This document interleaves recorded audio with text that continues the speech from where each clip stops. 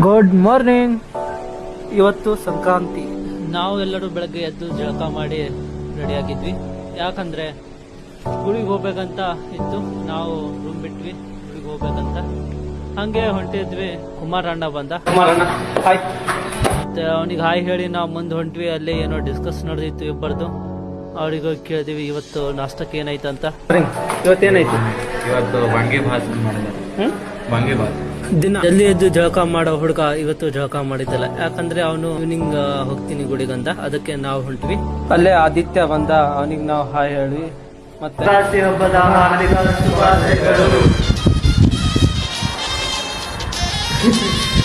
ಹಂಗಂತ ಹೇಳಿ ನಾವು ಹೊಂಟಿದ್ವಿ ಗುಡಿಗೆ.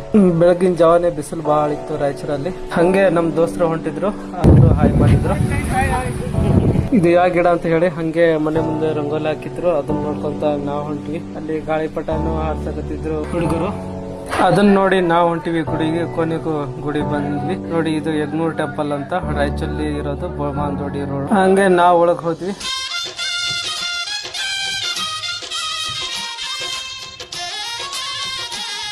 ಹಂಗೆ ನಾವು ದೇವ್ರಿಗೆ ಕೈ ಮುಗಿದ್ದು ಅಲ್ಲೇ ಸ್ವಲ್ಪ 5 ನಿಮಿಷ ಕುಂತ್ವಿ.